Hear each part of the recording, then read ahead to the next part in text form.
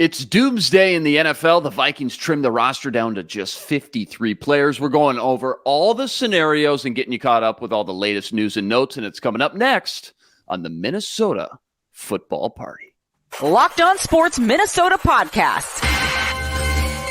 It's endless Minnesota Vikings talk with the diverse voices of your local experts. It's time for the Minnesota Football Party. Back in the lab, another edition, Football Party, Locked On Sports Minnesota Network, daily breakdown, everything Minnesota Vikings. That's Sam Ekstrom on Twitter, at Sam Ekstrom, co-host of the Ron Johnson Show every Monday, Tuesday, Wednesday.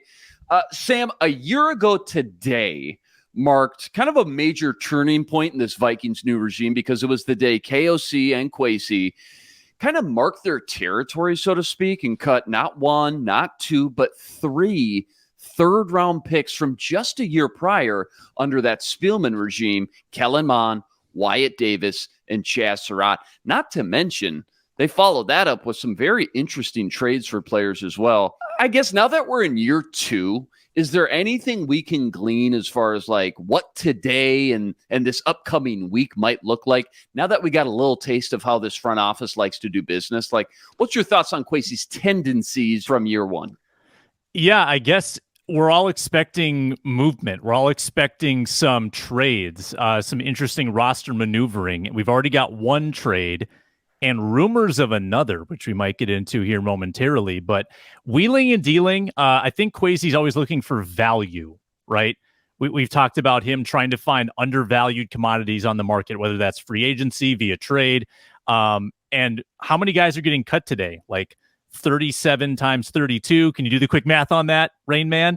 That's well over 1,000 players getting cut today that are going to be available to Kwesi. So if he can upgrade even just a little bit at a certain position, he may take advantage of that, try to bring someone in off waivers, or try to trade someone for even a 6th or 7th round pick. So I think that he's looking for value. He sees this as an opportunity to kind of put in the work, because it'd be very easy to take your foot off the gas on this day, kind of roll with the guys you have. He's trying to upgrade the roster by 1%. So I'm looking and expecting more movement, especially at some of those positions of weakness maybe that the Vikings have, bringing in help, or at their positions of strength, maybe trading a guy or two and trying to get some value there. Yeah, he is not afraid to wheel and deal. Like you said, we already saw Vidarian Lowe go to the Patriots for a 6th-round pick, just 2 days ago? And now that he's kind of stockpiled somewhat on day 3, 2 4th-rounders, 2 5th-rounders, 2 6th-rounders, yeah, he's got some ammo, man. It would not surprise me in the least to see them target a specific guy or two and make another big move and bring in, like you said, buy low guys, right? Like they did last year with Jalen Reagor, Nick Mullins, Ross Blacklock, and see if they can turn things around once they're in their building with their specific coaches and their specific schemes and things like that.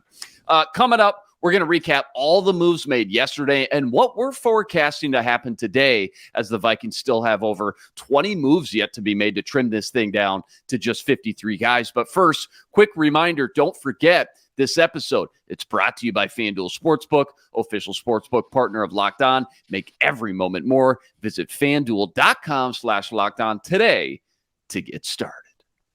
All right, Sam, lightning quick recap of the moves made yesterday. Vikings trimmed some fat off the roster, so to speak, parting ways with 15 names. Those names were quarterback Jordan Ta'amu, nose tackle Calvin Avery, #myguy, RIP. 3 cornerbacks, James Houston, CJ Colden, Kalen Barnes, only 1 wide receiver in Garrett Mogg. That tells me they're having a really tough time figuring out what that's going to look like. That room is still jam-packed to the gills right now with about 7 guys for maybe 1 or 2 spots, pending how many they keep. Linebacker Wilson Huber, running back Abram Smith. He looked rock solid, by the way, in 2 preseason games. Tight end Colin Thompson, and then 3 offensive linemen, Christian Delario, Jared Williams, and Josh Sokol. Anything surprise you noteworthy there, or pretty by the book for the most part, Sam? Nothing yesterday, but in the last minute, we do have this. Bubble guy, Tristan Jackson, the latest cut. Oh. And that, along with this, Ian Rappaport reporting potential trade rumors around Jalen Reagor, that those two pieces of news, Luke, would seem to be a tell about how many wide receivers they're keeping. So yesterday, those cuts, those were the easy cuts. Today, it's the bubble guys. And I think maybe as this show is happening, the picture is going to get a lot clearer at what they're doing at wide receiver and some of those other interesting kind of controversial positions. Yeah, as we're recording this in real time, we're getting all these waiver moves and roster adjustments on the fly. So who knows? You may hear that sound effect a few more times as the show goes on. Let's do this. I'm going to read off my final 53-man projection going position by position. And you tell me, am I spot on? Am I way off? What you would do? Maybe some hot takes. How does that sound? Sound good? Sounds good. I'm ready to react. Okay. And hit that breaking news button a lot of times. Yeah, no doubt. Keep your finger on the trigger. And again, I just want to take a step back and say today is going to be absolutely wild, not just for the Vikings, but around the whole league. Teams on average, I mean, you kind of did the quick math, about each team, about 20 cuts today. And then what follows is really where the fun starts. Absolute whirlwind. Guys getting signed to the practice squad, guys getting picked up on other teams. Trades are going to go down undoubtedly, and it's going to be absolute mayhem. Okay, here's my Vikings 53-man roster and what I think this front office is going to do. Not what I would do, but what I think is going to happen. Let's start at quarterback, and maybe along the way you can check my math here. Just jot these down as well here, Sam, just to make sure. 3 quarterbacks, though, no shocker. Kirk, Mullins, Jaren Hall. The thought process is don't get cute trying to put Hall on the practice squad. It's just too important of a position. You know, a backup linebacker, maybe interior offensive lineman, sure. But quarterback, too important of a position. Hall has shown some great strides throughout the preseason as well. You with me there? I'm with you. I would be very surprised if he was waived. I think they'll find that roster spot elsewhere if they need it. All right, mark me down for 5 running backs as well. Madison, Chandler, Kene, Debo, and CJ Ham. Now, I will say, and we've had this conversation before a few times this week, there's some serious options here, starting with Kene maybe on the PUP or the NFI list. That would mean he misses the first 4 games, but it would also save you a crucial roster spot as well. That's something I definitely could see happening because, as you're about to find out here as we go through these positions, they're going to need every spot they can get because this thing gets really tight, especially near the end. And plus, the fact we haven't just seen the guy in the past month, it tells you something's clearly up with Kene's health. I believe you have to keep these guys first, count them towards the initial 53, then you can place them on PUP and go pick up another guy. Is that correct? Is that what your understanding is of well? Boy, that's a good question. I don't think you can cut the guy or not keep him on your initial 53 before putting him on the PUP. So you think someone will have to go through waivers and then potentially be brought back if they wanted to clear up that spot later? I'll tell you what, we'll do some digging as we're recording this show, as we continue to go on. Maybe we can clarify and clear some of that up because that does kind of play a factor as well, pending on what these GMs and the front offices want to do with some of these kind of hobbled guys now that we've gone through 3 games of the preseason. Okay, that brings the total up to 8.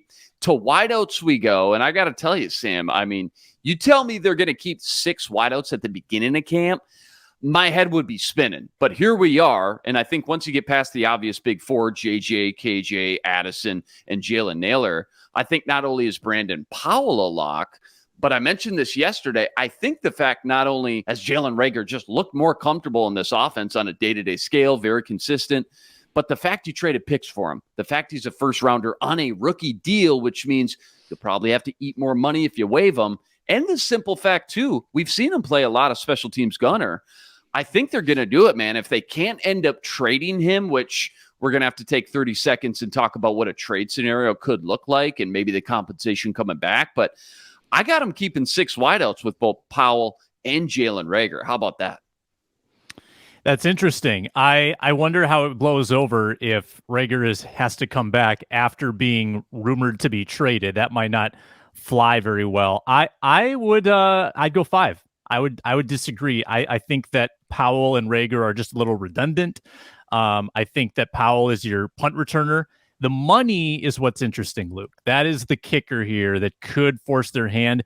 And the trade is what relieves them of the financial obligations. That's why there are leaks coming out. They're trying to drum up a trade market, and maybe it's all coming from the Vikings. Maybe it's all for naught, right? It's very possible that this might amount to nothing. We've seen this before where there's a leak, Vikings trying to make a last-ditch effort to trade a guy, and it falls through. Although I will say that Reagor has put quality preseason tape out there. I think he's looked pretty good. He's had multiple catches in every game. I think he did a nice job this preseason, made 8 catches, I think Andrew Kramer tweeted. So if they could get anything at all, even a 7th for Reagor and be relieved of the money, that would be a big win for them. So I think they would take really anything, to be honest with you, Luke, and then keep five receivers. So that's my take. But I totally see, I don't think you're out of your mind keeping Reagor on this roster. Yeah, and again, as these trade rumors start to warm up here this morning, again, you're saying if they don't find a trade partner, they will let him go. I think, again, more so than just the play on the field. Again, he has looked better. We both agree on that. I think Kwesi is just too much of a penny pincher, man. I think every penny matters. And the fact that, again, he's a first-round pick on that rookie deal, they're going to have to eat a little bit more money if they do, in fact, let him go. I think it comes down to just that extra $1.5 million. And Kwesi, he's just too OCD about his salary cap at this point. We've learned that. I think he wants to keep every penny he can get. And I think if they can't find a trade partner, which, by the way, what are we talking? 7th rounder next year, conditional? I mean, you gave up a 5th for him, right, last year. So I can't see anything more than a 6th. To be You're not honest, going to get equal value. That's for sure. Especially now that now you've only, it's a 1-year rental. Like last year, the Vikings got him for 2 years, and you can kind of get excited about that. Whoever gets him this year is getting him into the offense late, and then they only get him for 1 year. So it's just a little tougher sell in any trade negotiation. Yeah, no doubt. So again, if they can't find a trade partner, I think they end up keeping him. You say otherwise. Tristan Jackson, an early cut here this morning. Certainly think he's still a practice squad candidate, along with Thayer Thomas and Blake Prohl. Those would be my top 3 candidates that I'd circle as targets for the practice squad at this position. You can keep 16 guys, man. It wouldn't be surprising if they kept 3 wide receivers on that practice squad. Did those 3 names sound about right for you as well? Spot on the money. And I think the order would be Tristan, Thayer, Blake Prohl. Mm-hmm. I think that's the pretty clear hierarchy. So Prohl would be the practice squad bubble guy, if you have ever heard of such a phrase.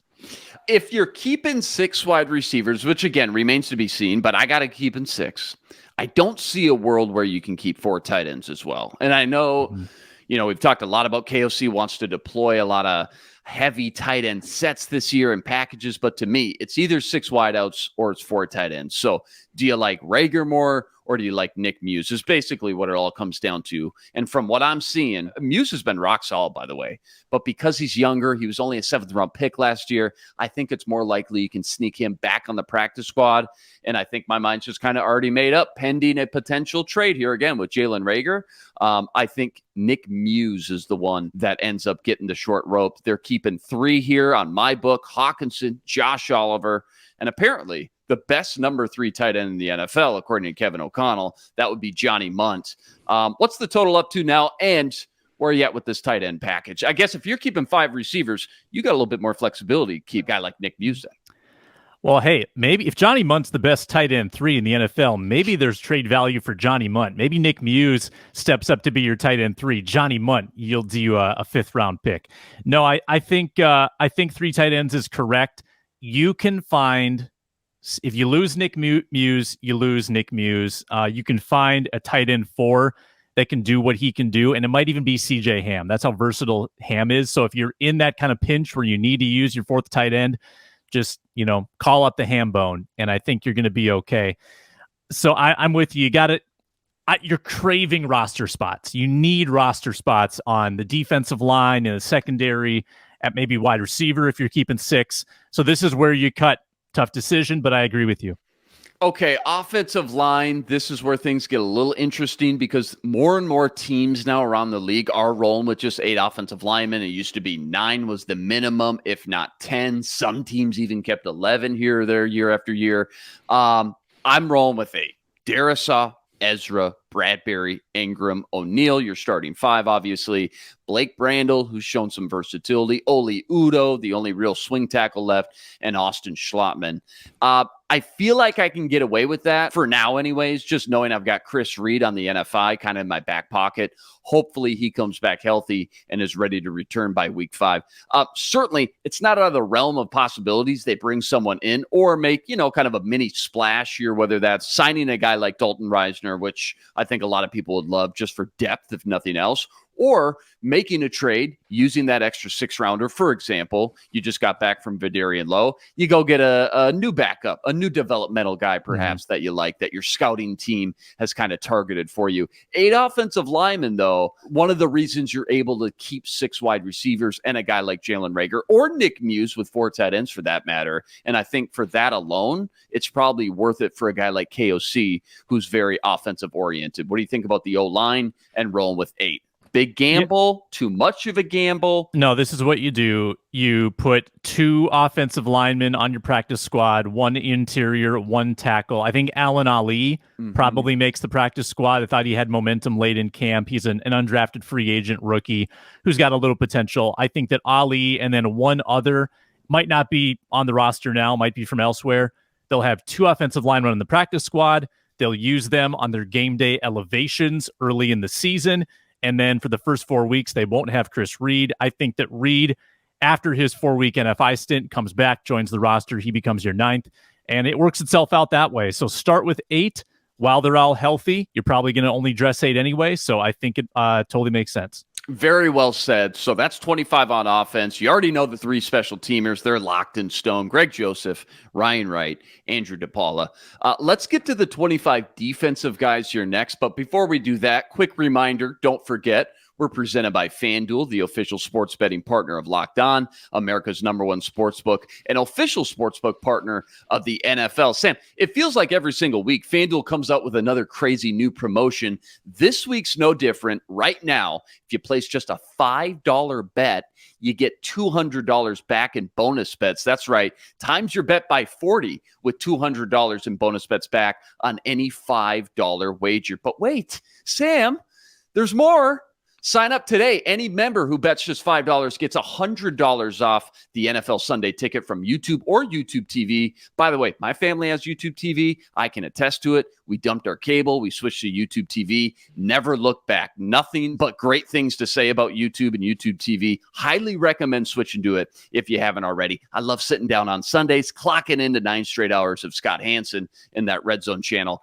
Absolutely nothing better. Goes without saying, now is definitely the best time to join FanDuel, the app. It's so easy to use. You can bet on anything and everything. Money lines, parlays, prop bets, over-unders, you name it, they got it. Just download the easy-to-use FanDuel app. Get your winnings instantly. Go check it out today, FanDuel.com/lockedon, and get your $200 in bonus bets back, along with $100 off the NFL Sunday ticket through YouTube or YouTube TV through America's #1 sportsbook. That's FanDuel.com/lockedon.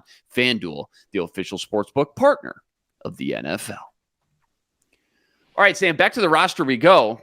Between offense and special teams, I'm up to 28. That leaves me with 25 spots for defense. Let's start on the defensive line. A lot of back and forth on last week's show about keeping 5 or keeping 6. And ultimately, I've come to my senses. I do agree with you guys. They will, in fact, just keep 5 here. Those 5 are Dean Lowry, Phillips, Tonga. Those are your starters. Then I got Jaquelin Roy and Otomewo. That's my 5 here with the Ross Blacklock cut that happened within the last, 5-10 hours or so. Sheldon Day, TJ Smith, maybe practice squad candidates, along with maybe Jonathan Bullard. Does that sound about right to you? Lay it on me. What do you think about this defensive line rotation? Boy, toughest one. It's the toughest spot by far. And I don't know if it's because they have great depth. It's more that they have equal depth. Like guys 4 through 9, to me, all seem even. They made things a little clearer when they cut Day and Blacklock last night, but they're still sitting on Bullard. They're still sitting on Smith. I agree that Esezi probably gets a second year. And then who was your 4th guy that you had? Jaquelin Roy. Roy definitely makes it. Definitely makes it. Yeah. I could see them keeping 6, I'll be honest with you. And again, the ripple effect, then you're questioning whether you can keep Najee Thompson. You're questioning whether you can keep Luigi Villain. Like, I guess I would rather keep a Villain than another interior. So let's roll with it. Let's go with the 5 and see what happens. And you know what? They've used Marcus Davenport as a guy that can put his hand in the ground, and he can play some interior as well as a 3-down kind of defensive lineman. So maybe they can cross-train some of their edges to play a little more inside. Yeah, you make such a great point. So that's 5, by the way. I'm down to 20 roster spots left. Let's go to the edge department. And I think if you're only keeping 5 defensive linemen, you nailed it. You almost have to keep 5 edge because some of these guys give you that versatility to put their hand in the dirt when needed. Hunter, Davenport specifically. Plus, I've got Wanham, I've got Patrick Jones, and of course, Luigi Villain, who people forget he was working with the first team here or there throughout camp. So I definitely think he's here to stay. They kept him last year, and he's only gotten better, developed a little bit more, progressed. No reason to think they won't do that same once again. You sneak Andre Carter on the practice squad, and there's your group. You sound about right there, I think, with your 5, and then you got to get Andre Carter on that practice squad, you would think. Yeah, and I don't think he's shown nearly enough that he's going to get poached. I mean, even though he does have sort of the target on his back where teams would say, oh, they paid him $300,000 as a prized UDFA. We want him.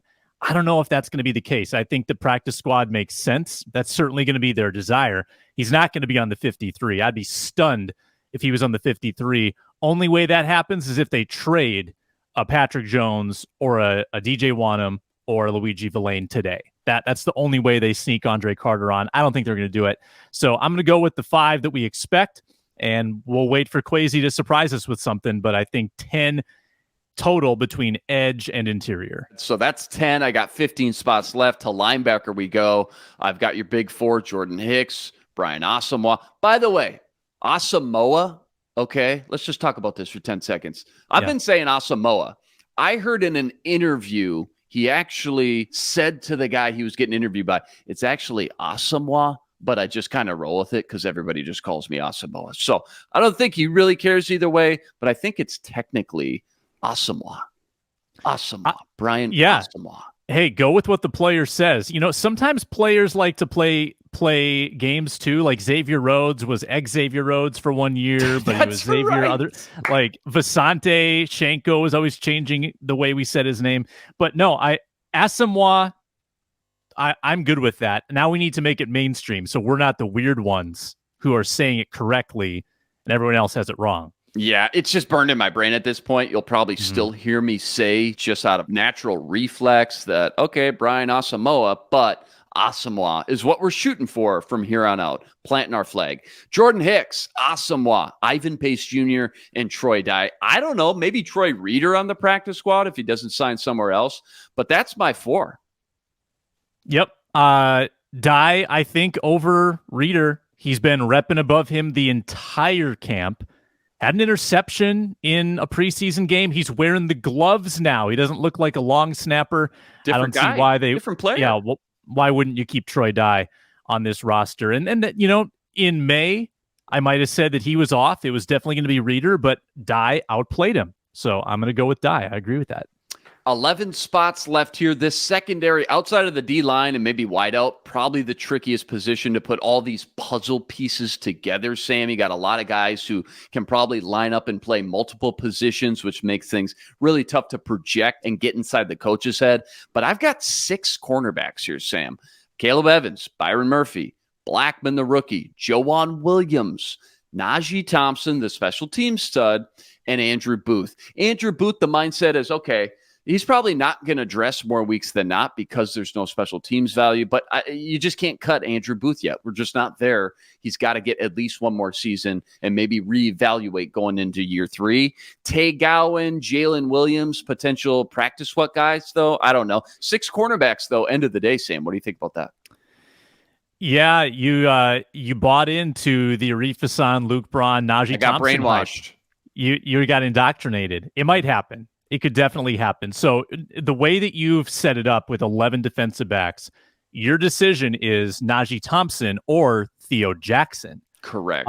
Because, and again, it really does come down to special teams value at that stage. And Najee Thompson probably has more of that, although he is sitting, we don't know if he's cleared the protocols yet. We don't know if he's healthy enough to be considered on the 53. Usually these concussions clear up after a week or two, but don't want to take that for granted. But I think that's your decision, Najee or Theo Jackson. And I'm going to be honest, too. Theo Jackson has much more defensive value than Najee Thompson. Jackson is kind of like he's been training in the box. He's a pretty quality safety. He's had some good preseason games. Najee Thompson is not a defensive player. So you are getting more bang for your buck with Theo Jackson if you were ever called into duty. So keep that in mind. And I think your projection's fine here, but keep that in mind too. Theo Jackson, not completely out of the conversation for making this roster. Yeah, and you bring up a great point. Defensively, Theo Jackson, he's got the edge over Najee, but you got to ask yourself, how much are these guys actually going to be on the field playing defense? Yeah. 2% of the time throughout the entire season, 3% at most, barring, of course, pending any, knock on wood, any injuries. But I think really it comes down to, okay, the only time you're actually going to see these guys on the field is special teams, and where Theo has a huge edge on defense, Najee Thompson clearly has the edge and has become really the special teams ace of the team in that area, in that department. So, yeah, certainly tough, though. But I think, hey, if Brian Flores is going to run this defense for a full 17 weeks, plus hopefully playoffs, he's going to need not just capable starters, he's going to need some great depth as well. So I think he's going to be banging the table. He's probably doing it right now inside the office at the meetings. It's 11:10 a.m. right now. They got 3.5 hours left. He's banging the table as we speak to make sure he's got enough versatility and just options in this secondary department. That's for sure. That leaves me with the 5 safety spots left. That would be Harrison Smith, Cam Bynum, Josh Metellus, Lewis Seen, and the rookie from LSU, Jay Ward. I got Theo Jackson on the practice squad, of course, as well. Mm-hmm. When you just group these safeties, Sam, and the cornerbacks all into one pool, now you got a ton of different directions you can go as a play caller with so much versatility. Guys like Jay Ward and Cam Bynum and Josh Metellus, they can line up at multiple spots in multiple formations and different sub packages. That just helps you sleep a little bit easier at night if you're Brian Flores with so many options back there and enough bodies, more importantly, to just survive this long gauntlet season when the inevitable does happen and guys start to go down. But there's my 53, Sam. Quick thoughts on that safety group to wrap up and just your overall big takeaways. Any big bullet points? Yeah, the versatility is really the big thing here on defense. You've got edges that can play a little bit of interior. You've kind of got like defensive tackles that are also noses. You've got safeties that can play down in the box. Your cornerbacks, a lot of them can play inside and outside. So you do have a lot of versatility with that defensive group. I like that you went 25-25, and the way you laid it out there, it makes a lot of sense. So our most notable cuts that we've made here from, based on what we have looking at now with who's on the roster, TJ Smith gets cut. Who's the other defensive lineman that we cut? Now I'm blanking. Blacklock, and he's already been cut. Sheldon Day as well. Yeah. So I feel like you pieced together a 53 without a tremendous amount of controversy. Nick Muse, I guess, was it maybe a little on the bubble, but no, good job. Well done by you. Yeah, I think just to echo that, the 3 big bullet takeaways, I guess, would be it's either 6 wideouts or 4 tight ends. It's one or the other. Pick your poison. Jalen Reagor and Nick Muse. We'll find out a lot more if they are able to actually move a guy like Jalen Reagor. That'll make that decision a lot easier. Number 2 would be, do you have the guts to start with just 8 offensive linemen? Because I think lay it on me. All right, tear it up. We got to start over. Luigi Villain has been waived. Whoa! Big. Oh, my God. Well, thanks for listening. We're going to start this whole thing over again. Andre Carter, come on down. Are they? What? If they keep Carter over Villain, man, I don't like that at all. Well, okay. Do they keep Carter over Villain and still put Villain on the practice squad? That doesn't make much sense at all to me. Maybe they're a little too scared and timid to put Andre Carter on the practice squad. Maybe they think Andre Carter might get sniped. The guy, though, the guy they just waived has shown a ton in the preseason, and the guy, Andre Carter's been invisible. Yeah, no, you're not wrong about that. Absolutely, you're not wrong about that. Right now, today, as a football player, defensively, edge guys, I mean, without a doubt, Luigi Villain has just blown Andre Carter out of the water. Day-to-day practice, preseason games, you name it, he's got the edge. So that's a huge surprise there, Sam. Again, you got to assume Andre Carter would be in line to get that 5th spot because there's no way they're only rolling with 4. Unless for some odd, freaky reason, maybe they keep 6 defensive linemen instead of 5, and then they feel a little bit more comfortable rolling with just 4 edge guys and still try to get Andre Carter in the practice squad. That's crazy, man. I never in a million would have thought that. I know he wasn't a lock by any means, but I just assume for the simple fact you kept him last year, and that was, remember the big surprise decision last year? That was probably at the top of the list. Biggest surprise of the final 53. Luigi Villain made the 53. He's only gotten better, and now you decide to part ways? That's just very interesting, man. And you've got, and I've reiterated this all summer, you've got 3 pending free agents at edge. Wanham, Davenport, and Hunter, and Villain showing signs that he can be, at minimum, a rotational piece. Won you your fantasy league, your preseason fantasy league. He had, I think, at least one sack, and then another that was waved off due to a penalty on somebody else. Was pretty good in the run game, I thought. I didn't think he had a lot of weaknesses. He wasn't a one-trick pony, but that's numbers game. When it comes down to it, some deserving guys have to get cut. I don't agree with this one, but we'll see what comes of it. If he ends up on the practice squad, great. But also you have to worry.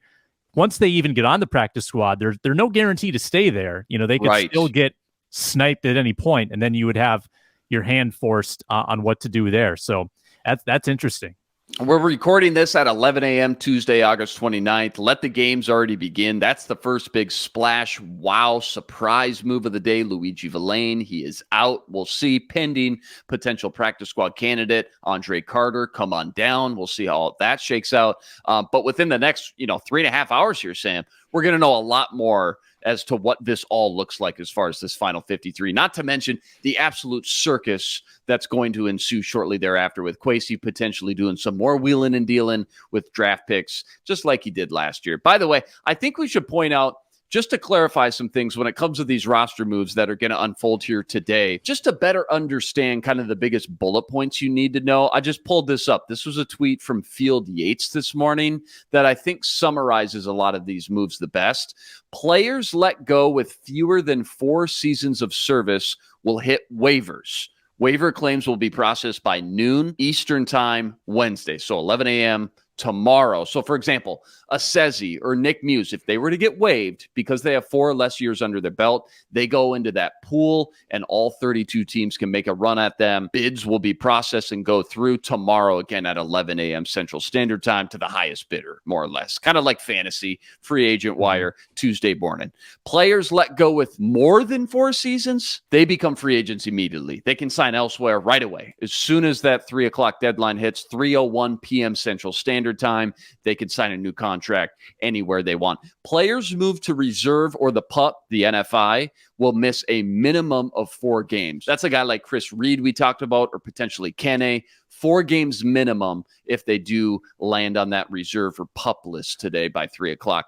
Any player moved to the IR today at 4 p.m. Eastern is not eligible to return. He's out the entire season. I don't think, correct me if I'm wrong, I don't think the Vikings have anyone like that on the roster right now that would be a potential IR candidate, but we'll find out, I guess. I don't know. Malik Knowles? Oh, yeah. And I don't think so. You'd be testing my brain here unless the Lewis Cine injury is significantly worse than we've been led on to believe. But I think KOC is indicated that it's not. That would be I don't think we need to worry about that. Heartbreaker, Sam. Final note here from Field Yates on this tweet. 16-man practice squads, they take shape tomorrow at noon Central Standard Time. All free agents are eligible to join one of those practice squads tomorrow at noon. That's a lot different than what it all looked like, by the way, just 2-3 years ago, isn't it? I mean, they've really opened up the rules and the practice squad spots specifically just to give teams more options throughout an entire, again, 17-game season now. Yeah, absolutely. I mean, they've created more spots. They've shorten the time you have to spend on the pup. And this isn't even included on those bullet points, but you can now have veteran, like a certain number of veteran players. So like a Sheldon Day is now eligible. If he wants to come back to the Vikings practice squad, that's okay. Like they've carried some veteran cornerbacks in years past whose names escaped me right now. And then the IR too, you can designate players for IR to return, multiple players that only have to be out for like 3 weeks or something. So there's a lot of different ways that teams are given roster flexibility now, which I think is great for the game, great for the players. Great for the game, great for the players. If you're going to make us play another game, it's already a gauntlet of a season. It's a long ride. It's such a brutal, physical, violent sport. You got to give coaches and players a little bit more options as well. And coaches have gone so much more to these sub packages that it allows specific guys to carve out these unique roles like, hey, I'm just a big nickel guy.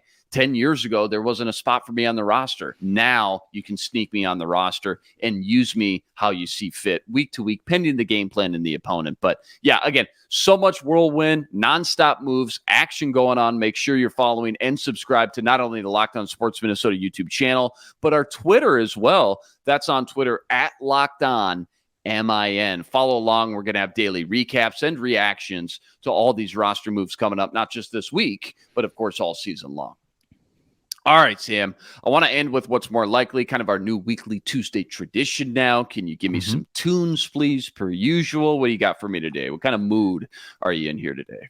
Yeah, how about some rock? What do you think? I'm digging it. I'm already digging it. Beautiful. All right, first one up. What's more likely, Jordan Addison to have the best season of any Vikings rookie in this class, or the field? So basically, is Jordan Addison going to have the best season of all these rookies, or the field? You can take the field, which means you can have Mekhi Blackman, Jaquelin Roy, Jay Ward, D. McBride, Jaron Hall, and of course Ivan Pace Jr. Don't forget about him as well. I feel like he's the kind of sneaky wild card here you got to think about. He is, because he could end up starting a lot of games this year. I think that Addison misses some games with some of that injury proneness, but I think when he's on the field, I think he's efficient. I think he gives the offense another dimension. He catches everything. I think it's Addison. I'm going to go chalk with this one. Yeah, you make a great point, though. It's just like fantasy football or, of course, real-life football as well. It's like, okay, anybody can go down in this brutal sport at any time. Now, with Addison, you only got one option. You take the field, you got 7 different options. A little bit more security there. But I'm with you. Jordan Addison just seems like he's going to be a perfect fit, taking over for that Adam Thielen role and this potential top 5 offense. All right, next one up. What's more likely, Kirk Cousins winning a Super Bowl first, or Dalvin Cook? What's more likely? Who's going to win that Super Bowl first, Kirk Cousins or Dalvin Cook? I only know who they're going to be playing for this year. And unfortunately, I think the Jets have a better shot. I know that AFC is loaded. So if you wait for like the strength of conference, maybe the Vikings are a little more on even terms, but that's a good Jets roster. Their defense is a lot more Super Bowl ready. The offense has Aaron Rodgers. He's reinvigorated. So I'm sorry. I got to go with Dalvin Cook. Check out this schedule, by the way, for the Jets. And again, AFC's loaded. Every team's tough. No gimmies in the league. But check out this starting schedule for the Jets. At home versus the Buffalo Bills, a Super Bowl favorite, prime time Monday night game. Then you follow that up at Dallas. Then it's New England at home, Kansas City Chiefs, at Denver Broncos, Philadelphia Eagles, 2 Super Bowl teams in 3 weeks, at New York, Battle of New Yorks, Chargers, and then Buffalo again. That's just brutal, man. No easy games, no easy schedules in this league. I get it. But, man, if the Jets start cold, like Aaron Rodgers has been known to do, wouldn't surprise me in the least bit. That's a tough schedule. All right, next one up. What's more likely, the entire NFC North division winning double-digit games or going 500 or below? What's more likely? What do you think? I think it's the latter. It's 500 or below. Expecting the Bears to win 10, that is a tough ask. Jordan Love winning 10. I could see any of the 4 kind of pulling a rabbit out of the hat and winning double-digit games. It's not going to happen with all of them. There's probably one surprise team, maybe between the Packers and Bears, but if they win 10, again, that might knock the Vikings down a peg. It might knock the Lions down a peg because it means that they're probably beating up on the Vikings too. So I think that it's more likely that they're all just 500. Yeah, I'm with you as well. I agree. By the way, I think there's going to be, prepare yourself, buckle up. I think when you look at each division around the league right now, I think there could be up to 4 new division winners, which is just insane. Again, just shows the parity around the league. I got the Seahawks, Steelers, Saints. Sorry, Vikings fans. I really am. I got the Lions. But a lot of parity coming up here, Sam, I think. 4 new division winners, and that's not including a division like the AFC East with the Dolphins, Jets, or Pats winning it, or the AFC West. I don't know. Maybe the Chiefs finally catching the Super Bowl hangover. A lot of parity. That's all I'm saying. I'm calling my shot. Planting my flag. I think you're going to see a lot of parity, which is going to be great for the league and a lot of fans around the league as well. Next one up, what's more likely? Justin Jefferson is signed to an extension by week 1, or TJ Hawkinson? We've gone back and forth on this for a while. The only reason I threw this one in there, sounds like the JJ extension talk is warming back up a little bit before we get to week 1. What do you think? Yeah, I think I'm going to go with JJ, and I guess my source is Diana Rossini, who's had reports on both of them and says that TJ Hawkinson's far away. I'm still conspiracy guy. I think that the ear infection, the back stuff, I think it's a little shady. Justin Jefferson, there's been nothing but positivity regarding those talks. He seems very content with everything. Kwesi has spoken very confidently about it. The owner himself, Mark Wilf, has spoken very confidently about these negotiations, so there's nothing to suggest it won't get done. The question is, Luke, are we going to go long-term, like a lifetime deal? Is it going to be kind of the normal 4 or 5 year? Or could Justin Jefferson lobby for a shorter-term deal and then hit free agency again in a couple of years and cash in once more?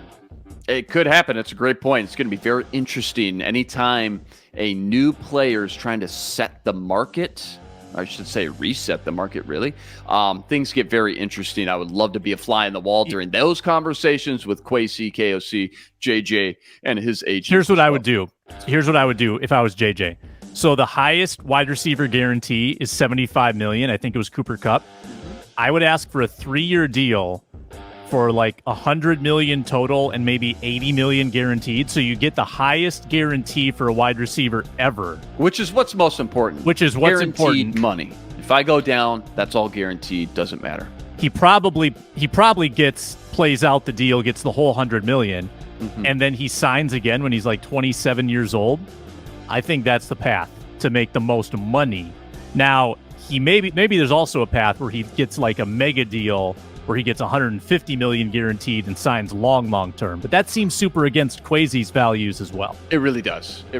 But you look at the deal that Patrick Mahomes signed in Kansas City, and now just 2 years later, we're all looking at that, just salivating, going, man, that was such a great deal for the Chiefs. And of course, Patrick Mahomes gets so much money up front and guaranteed over 10 years. Maybe that may be the new wave of thinking for both player and team with the front office as well. That'll be very interesting to see how that all plays out. And if either of these guys ends up getting an extension before week 1. All right, next one up. Who's more likely to have more receiving touchdowns this year? Josh Oliver or Ty Chandler? What do you think? I think it's Josh Oliver. I think that running backs catching touchdowns are pretty random, like kind of few and far between, unless you get loose, right? Like unless they draw up a screen from 40 yards out. But how often are those going to happen, right? Dalvin only had a couple of those in his entire Vikings career. Alexander Mattison had that fluky 3rd and 15 screen pass for a touchdown in London last year. But there's not too many examples, and again, we don't know how much Ty Chandler will be on the field behind Alexander. Josh Oliver's going to be on the field a lot, particularly in goal line situations. So I'm banking on at least 3 schemed up touchdown catches for Josh Oliver. Yeah, a lot of people just assume they hear Josh Oliver, they think, oh, blocking tight end. Best blocking tight end in the league, but a blocking tight end at his core. No. He came out of San Jose State, 5 years ago? He was an outstanding, more so a stand-up slot type of tight end in that San Jose offense. So certainly he can catch. Going to be interesting to see how all that plays out. What about if I said KJ or Addison? Who do you think has more touchdowns this year? I just see KJ talk about scripting some plays down at the goal line. Remember, very inefficient running the ball inside the red zone last year. But what they did, KOC schemed up a lot of basically JJ. He attracts all the attention, double, triple team sometimes down there. And you'd find a KJ Osborne or an Adam Thielen wide open outside one of the hash marks or in the back of the end zone. I just think KJ Osborne might get a handful of those easy, kind of gimmicky, quick goal line, red zone, inside the 10-yard line kind of touchdowns again this year.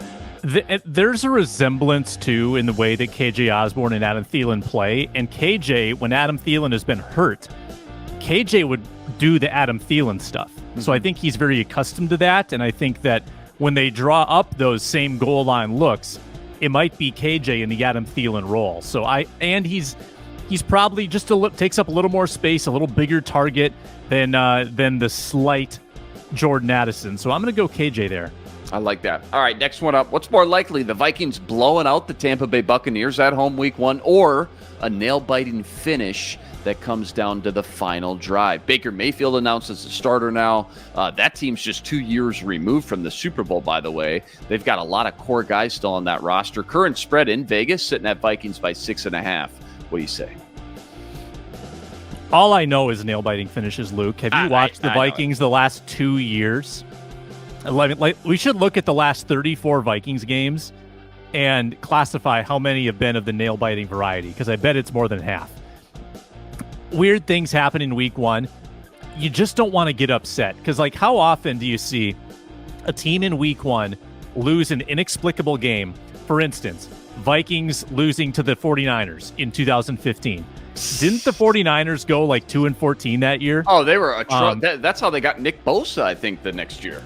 Didn't the Jaguars beat Phillip Rivers in week 1 and then go on to lose the next 15 and get Trevor Lawrence?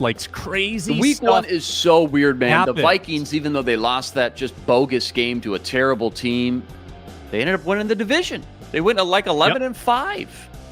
Yep. So just avoid the upset at all costs and win by 1 point. I don't care. All right, last one. Who's more likely to become the defensive MVP under Brian Flores? Is it Harrison Smith or is it Danielle Hunter? What do you think? I think it's Harry. And I'm treating this kind of as a last hurrah, because I don't know if he's going to be back. I think this could be his swan song. He may not announce it publicly. He might quietly go off into the sunset after the season. But I think there's a chance it's the final year of Harrison Smith. I think he is going to put it all out there. He's in a perfect role. He could be sitting on 5 picks and 5 sacks the way that they're going to use him. So I'm really pumped about Harrison Smith. Absolutely agree. Love Danielle Hunter. I think the rotation in the front 7 is going to be a great thing for a lot of the role guys. I think everybody's going to get a small piece of the pie. I don't think one guy's going to dominate all the numbers. Safety, though, you mention it. Harry's going to get his hands on a lot of balls again. Sacks, tackles for loss. Tackles are going to be racked up as well, plus the interceptions, maybe a forced fumble here or there. That's all he needs to win that defensive MVP for sure. Is there a dark horse that I forgot about that I'm not thinking about? Maybe I overlooked too quickly. I don't know. Byron Murphy, Harrison Phillips. Somebody like that. Mm-hmm. Well, I'm pretty bullish on Marcus Davenport. I just think that he's been held down from finishing plays for 2 of the last 3 years. I think he's sitting on an explosive year from a sack perspective. I think he could change some games. And no team, and I guess that team being the Saints never figured out how to keep him on the field all 3 downs.